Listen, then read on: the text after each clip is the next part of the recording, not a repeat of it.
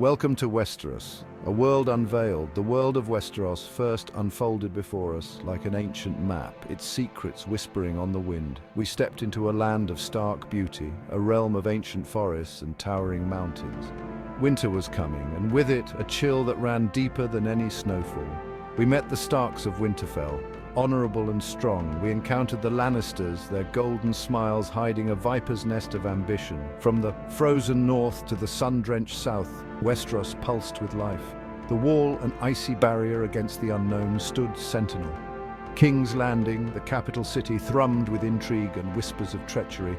Magic, long thought dormant, flickered at the edges of the world. Dragons, mere legends whispered by the hearth fire, stirred in their slumber.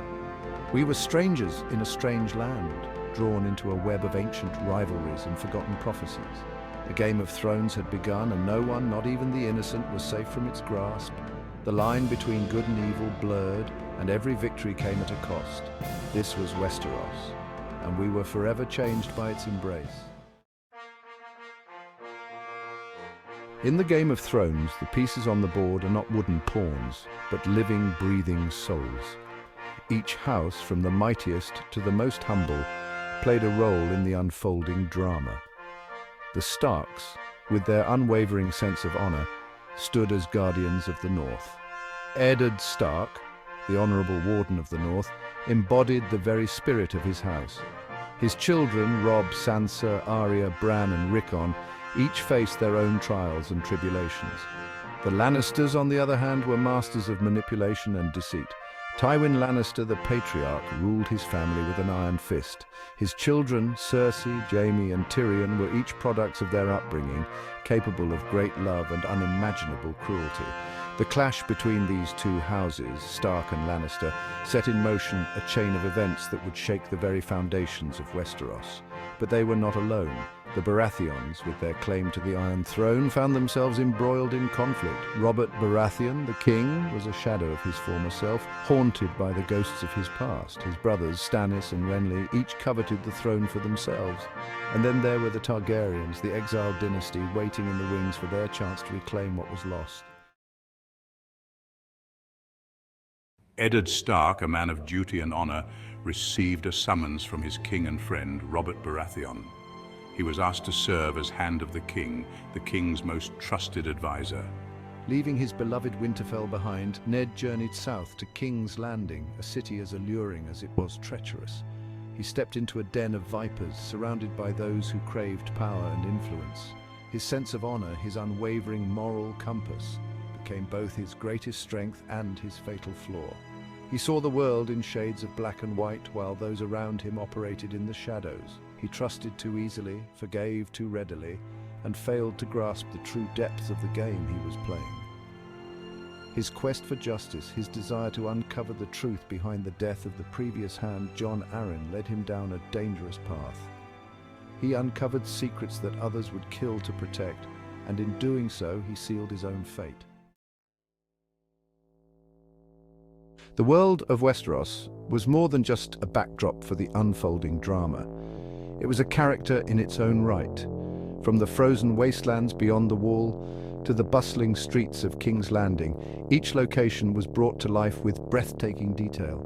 We felt the chill wind of the north, the oppressive heat of the south. We smelled the salt air of the narrow sea, the stench of poverty in Flea Bottom. The world building was masterful, weaving together history, geography and culture to create a truly immersive experience. We learned of ancient prophecies and forgotten gods, of legendary heroes and monstrous creatures. The world felt lived in, scarred by the passage of time and the weight of its own history, and through it all the threat of winter loomed large. It was a constant reminder of the fragility of life, the ever-present danger that lurked just beyond the horizon. The seasons were not just cycles of weather, but epochs that shaped the very destiny of Westeros. The War of the Five Kings had begun, a brutal and bloody conflict that would consume countless lives. Robert Baratheon's demise ignited a firestorm of ambition, plunging the realm into chaos. Section 5, The storm breaks, war engulfs the realm. The death of a king shattered the fragile peace that held Westeros together. In the north, Robb Stark, thrust into leadership after his father's execution, rallied his bannermen and marched south to seek justice. He was young, untested, but possessed of a fierce determination and a natural charisma that drew others to his cause. Stannis Baratheon, his older brother, hardened by war and driven by a rigid sense of duty, emerged as a formidable contender. In the south, Renly Baratheon, charming and charismatic, staked his claim to the throne. He gathered a powerful army, but his ambition would be cut short by treachery and dark magic. And across the narrow sea, Daenerys Targaryen, the last dragon, gathered strength, her dragons growing larger with each passing day. Alliances shifted like sand in the wind, betrayals cut deep, and the line between victory and defeat blurred amidst the carnage. Section 6. Trials of Fire: Heroes Forged and Broken. The fires of war have a way of revealing the true nature of individuals. Some rise to the occasion, their spirits tempered by adversity. Others crumble under the weight of responsibility, their flaws magnified by the chaos. Tyrion Lannister, often underestimated and dismissed due to his dwarfism, proved to be a shrewd and cunning strategist. He served as Hand of the King for his nephew Joffrey, navigating the treacherous waters of court with wit and intelligence. Daenerys Targaryen, sold into marriage as a young girl, blossomed into a powerful and compassionate leader. She faced betrayal, loss, and hardship, yet emerged from each trial stronger than before. Her journey took her across the Red Waste, where she endured unimaginable horrors and emerged with 3 newly hatched dragons, a symbol of hope in a world consumed by darkness. Robb Stark, forced to grow up too quickly, proved to be a capable commander, winning every battle but ultimately losing the war. He made difficult choices, guided by his sense of honor and his desire to avenge his father. The war tested them all, pushing them to their limits and forcing them to confront their own mortality. They learned that even in the darkest of times, even when all hope seems lost, there is still a flicker of light within the human spirit.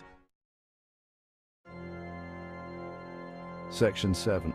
A Game of Thrones, the dance of power and betrayal. At its heart, Game of Thrones is a story about power, who wields it, who craves it, and the lengths people will go to obtain it.